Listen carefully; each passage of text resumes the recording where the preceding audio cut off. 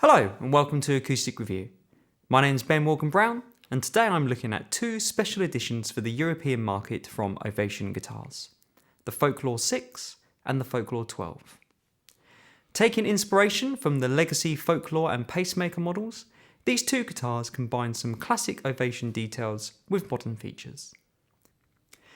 Common specs between the two guitars include solid AA grade torrefied Sitka spruce tops, with torrefied bracing in a scalloped X pattern, deep contour cutaway lyricord GC bodies, and 5-piece mahogany stroke maple necks. Both guitars feature slotted headstocks and a 650mm scale length neck that is attached at the 12th fret, and the Folklore 12 has a 48mm nut, whereas the Folklore 6 has a 45mm nut. Electronics are provided by Ovation's own OCP 1K pickup, which is coupled with a VIP 5 preamp. This preamp includes 5 digital presets, which were created by taking 5 classic Ovations into the studio and recording them with high-end microphones. The resulting images can be blended in with the direct pickup sound to help better translate the unplugged tone through a sound system.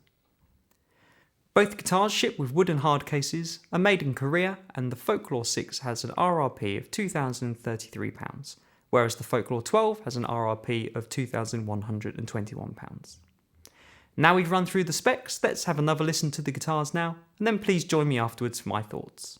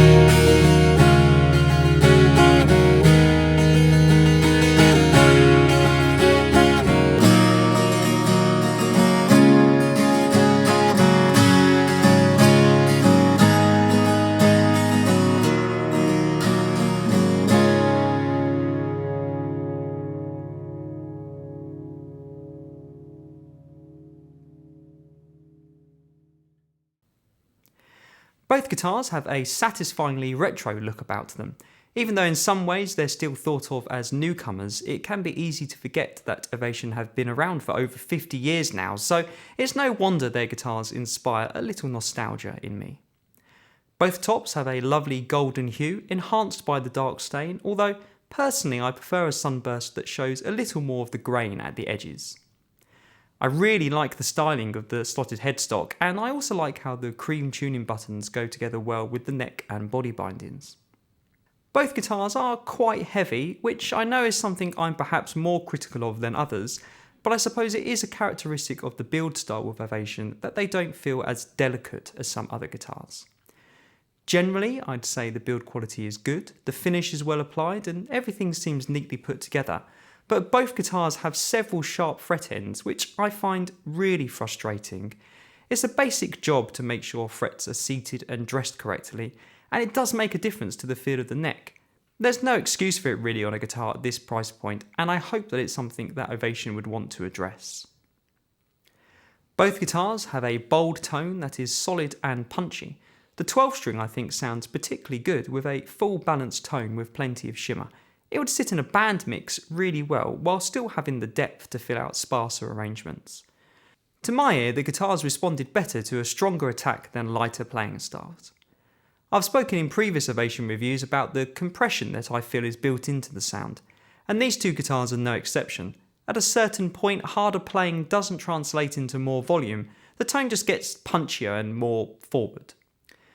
The sustain is especially good on the 6 string, with the fundamentals staying strong throughout the decay, but the 12 string is no slouch in the sustain department either. There's something of a piano-like quality to the balance of overtones that let in a big chord ring out rings. For this next section of the review, I'll be running through the settings on the VIP preamp, starting with preset number 1 and making my way up to preset number 5, then a 50-50 blend of pickup and image, and then the full image sound.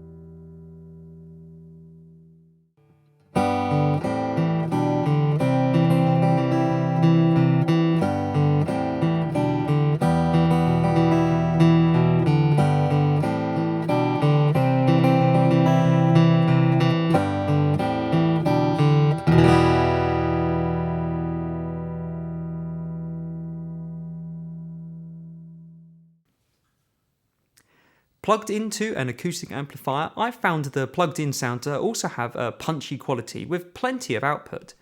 The clips in this review are recorded direct, but through the amp I felt the top end had a thickness that is often missing from other systems. To my ear, all of the presets included in the VIP preamp added more character to the mids, took a little bit of boom out of the low end and softened the top end. I felt the best tones were to be found with just enough image dialed in to make a subtle difference, but I found that more extreme settings lost a little directness and clarity.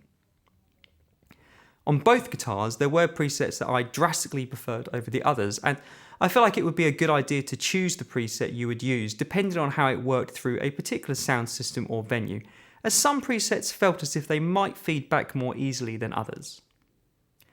The necks on both guitars are quite chunky, both in terms of the nut width and the depth and the profile of the neck.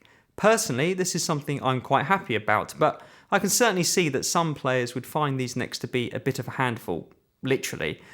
Something I wasn't expecting was that I found the 12 string to be one of the most playable I've encountered. Regular viewers will be aware of my disclaimers regarding fluffed notes on 12 string reviews, and I'm not claiming perfection this time round, but I felt more at home on this guitar than I have on many others. I still found fingerpicking a little more tricky than strumming, but the combination of a 48mm nut width and a chunky neck made this one of my more pleasurable 12 string experiences. Bowl back guitars can sometimes feel a little unwieldy in the lap, but the thigh cutaway and textured surface meant that both guitars stayed in position, and the 12 fret neck joint makes the whole guitar just that little bit shorter, so I found both instruments comfortable to play. So, with the exception of some poorly finished fret ends, so far so good for the Folklore guitars.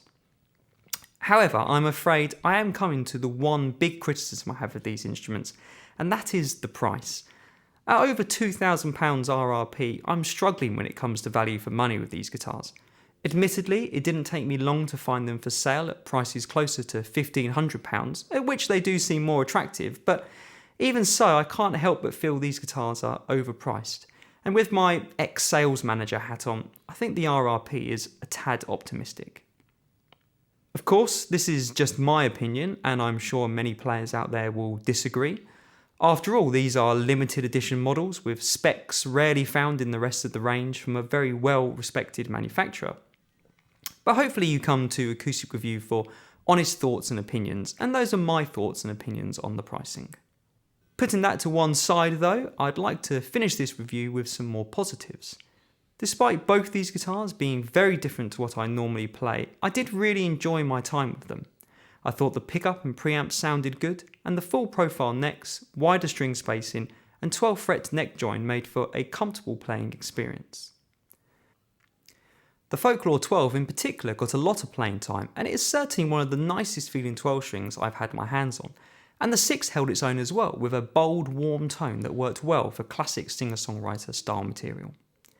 Both these guitars are limited editions, so if you're looking for a classic Ovation sound and look with the benefit of a modern preamp, then you better be quick if you want to get your hands on them. I hope you've enjoyed this video from Acoustic Review. Please subscribe to keep up to date with new videos. I look forward to seeing you next time.